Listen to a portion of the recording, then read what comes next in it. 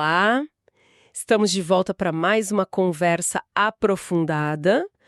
Hoje o material é bem interessante, uma leitura ao vivo de Por que Não Sou Cristão, do Bertrand Russell, que rolou lá no canal ACOK no YouTube. Isso aí. A fonte é essa transmissão, então a gente vai pegar não só o texto do Russell, mas a vibe da leitura, sabe? Os comentários da Ká também. Legal. A ideia é entender os argumentos principais dele, como foram apresentados ali, e também pegar o contexto, porque parece que se conecta com outras conversas, essa ideia de livros que precisam ser lidos, né?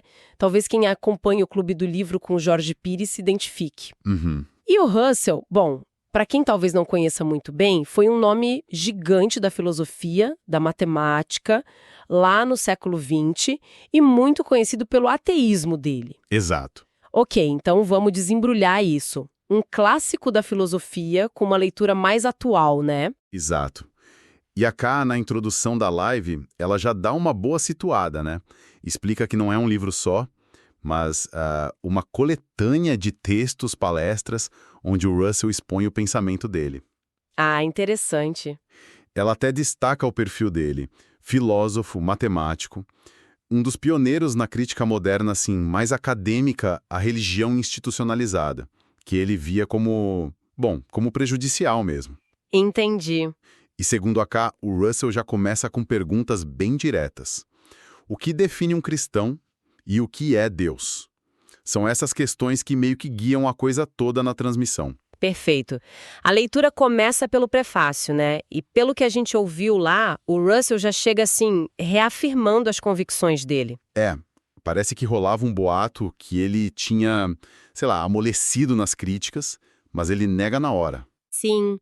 E ele vai além, né? Ele considera as grandes religiões, e aqui inclui budismo, cristianismo, islamismo e, olha só, o comunismo, não só falsas, mas prejudiciais.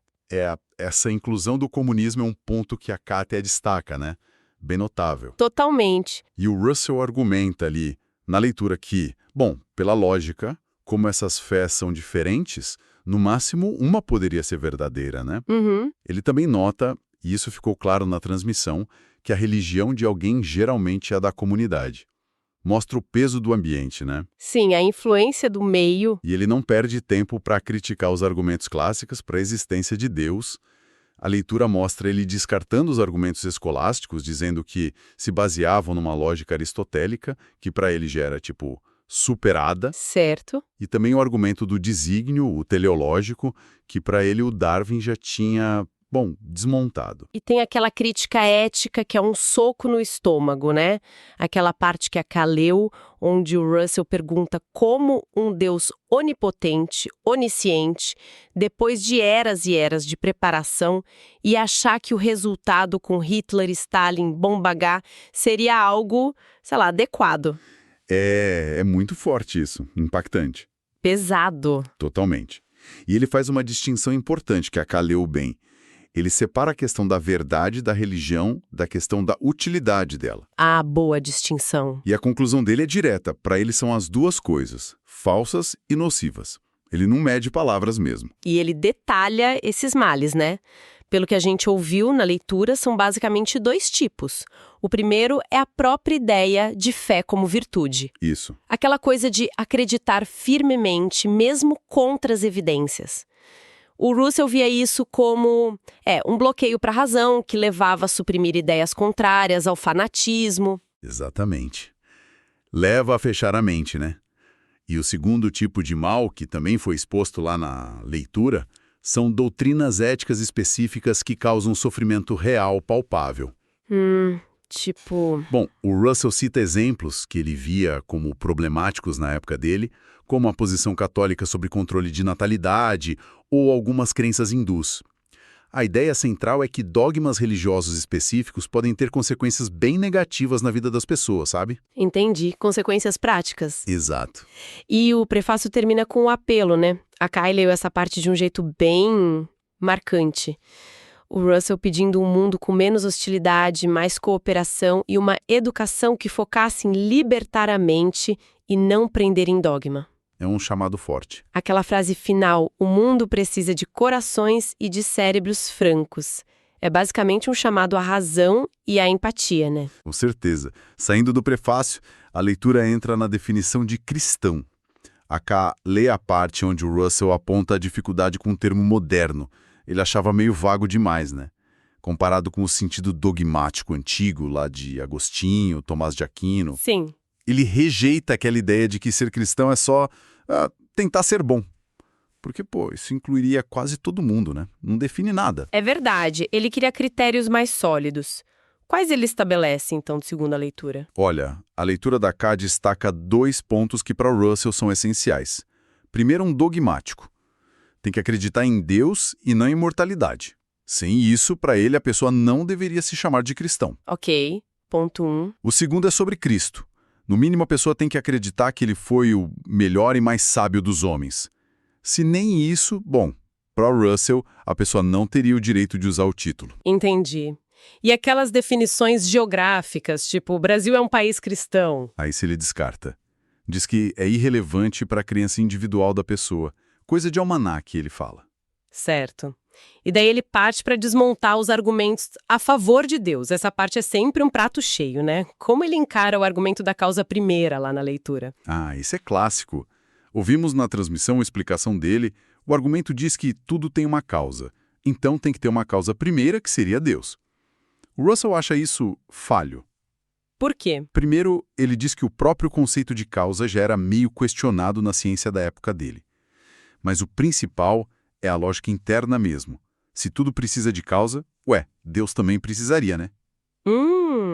E se algo pode existir sem causa, por que não o próprio mundo, em vez de precisar de Deus?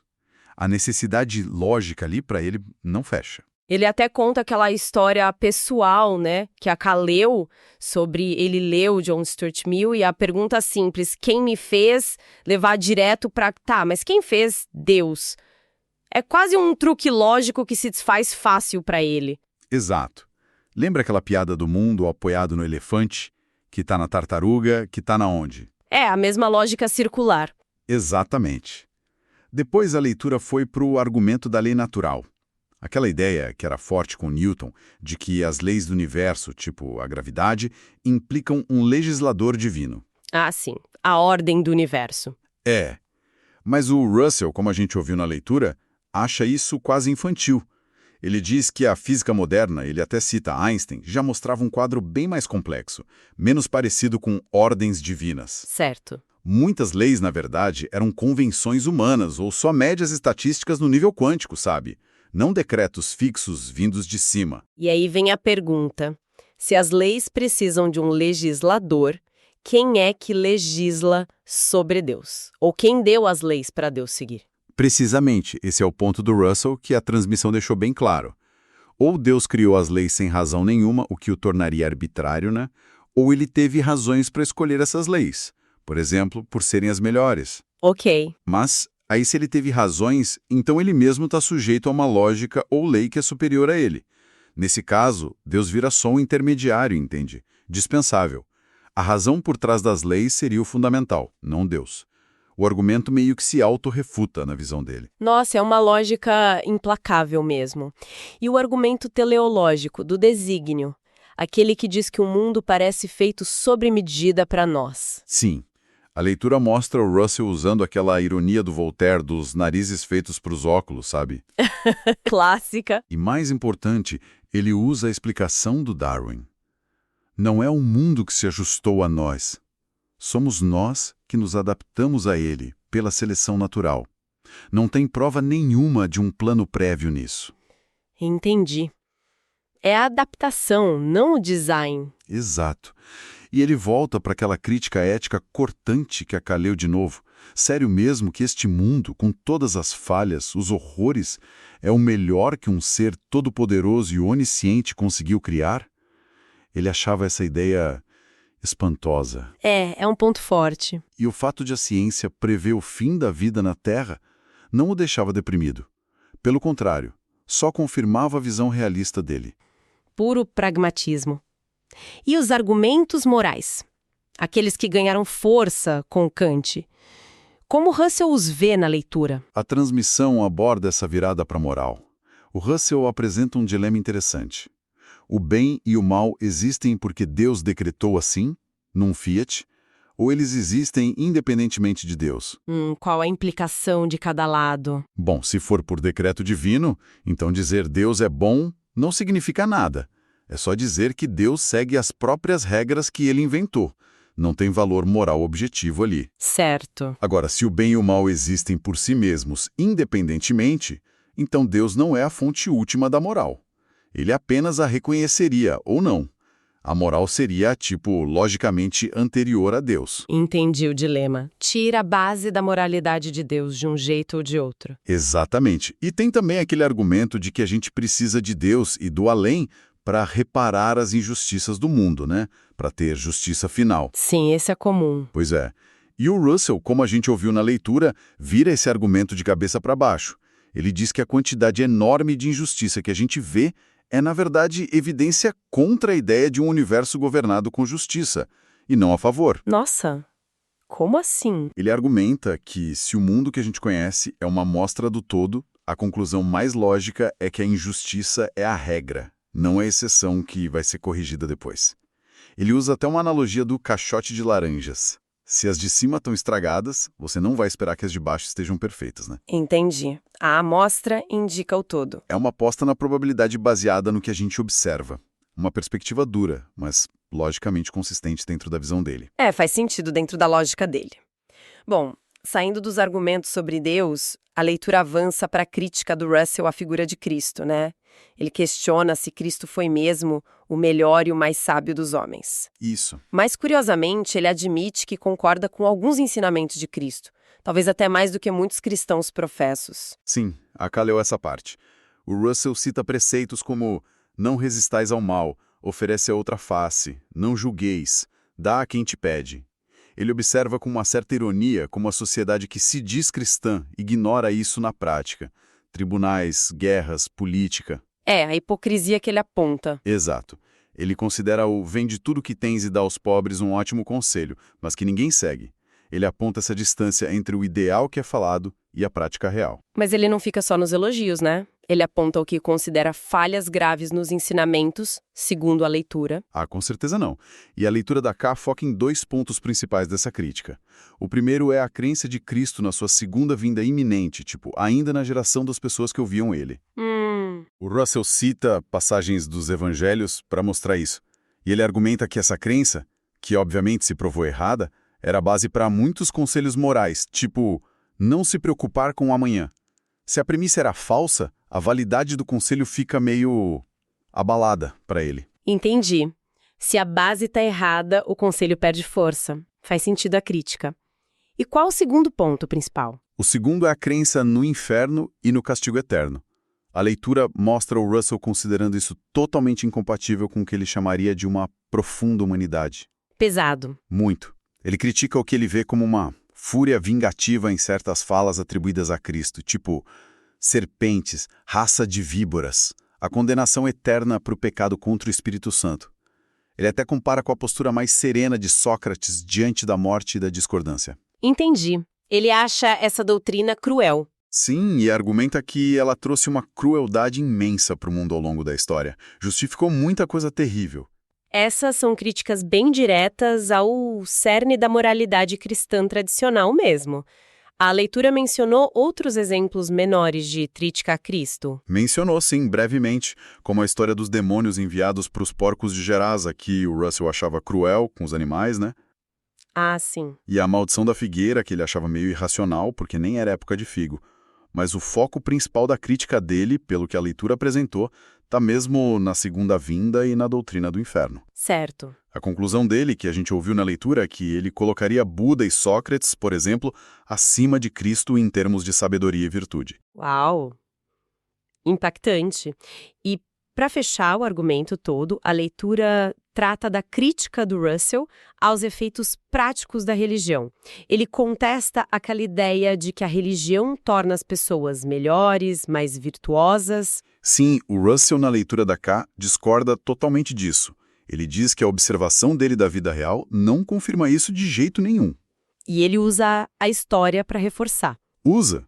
Argumenta que os períodos de maior fervor religioso, as chamadas Idades da Fé, foram na verdade marcados por uma crueldade enorme, a Inquisição, a caça às bruxas. Não por mais virtude. Entendi. Ele inverte o argumento comum. E ele vai além, né, dizendo que as igrejas organizadas, as instituições, a que atrapalharam o progresso moral. Essa é uma tese bem forte, que a transmissão destacou bastante. O Russell afirma que as igrejas estabelecidas, olhando historicamente, se opuseram a quase todo o avanço moral importante.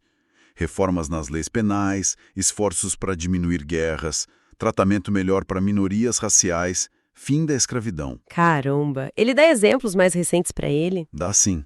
Aqui ele é um exemplo da época dele. A oposição da Igreja Católica ao divórcio, mesmo em casos de doença grave como sífilis no marido. Ele considerava isso uma crueldade diabólica imposta à esposa e aos filhos inocentes. Nossa, pesado.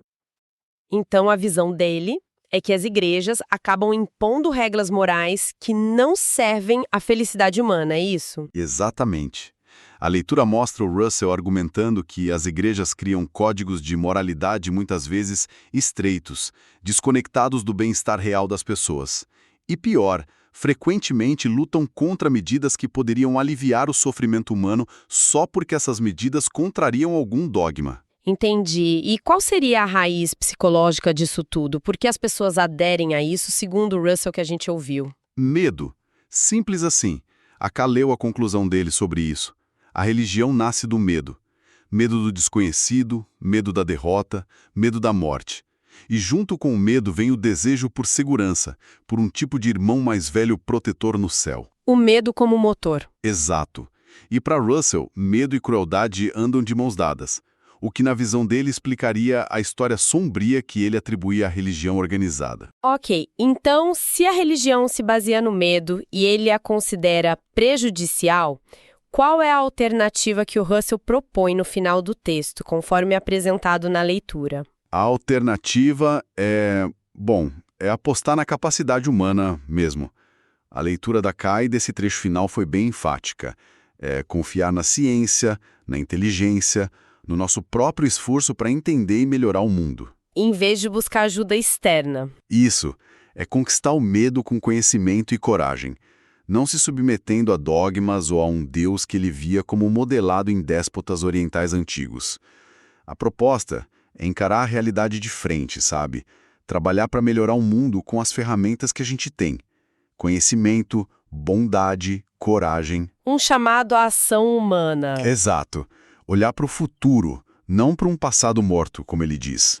É um chamado à autonomia, à responsabilidade humana, para libertar a mente dos dogmas. Então, resumindo o que essa leitura da Ká nos trouxe, do Russell, um ceticismo bem forte sobre os argumentos lógicos para Deus, uma crítica, assim, muito contundente à ideia de perfeição de Cristo, focando em pontos como o inferno, a segunda vinda, e uma visão da religião organizada como, historicamente, um obstáculo para o progresso e baseado no medo. É uma visão bastante desafiadora, sem dúvida. E é super importante lembrar, né? Nossa análise aqui foi focada no que foi apresentado nessa leitura específica lá no YouTube. Ela captura o pensamento do Russell naqueles ensaios específicos do início e meio do século XX, mas através da lente da seleção daquela transmissão ao vivo. Sim, não é a obra completa dele, mas o recorte daquela fonte. Exato.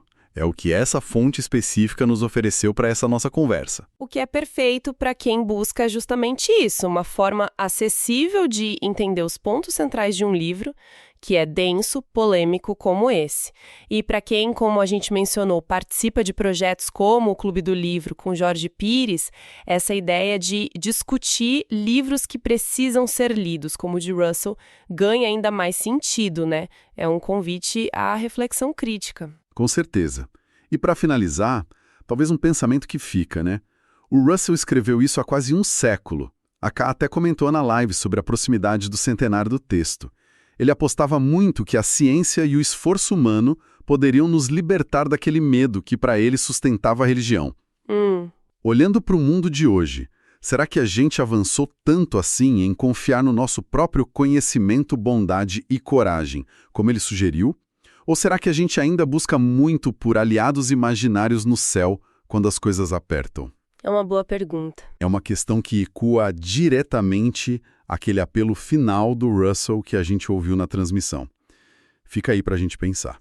Primeira pessoa que vem à minha mente foi uma tia minha, que já faleceu. Ela morreu de maneira repentina aos 42 anos.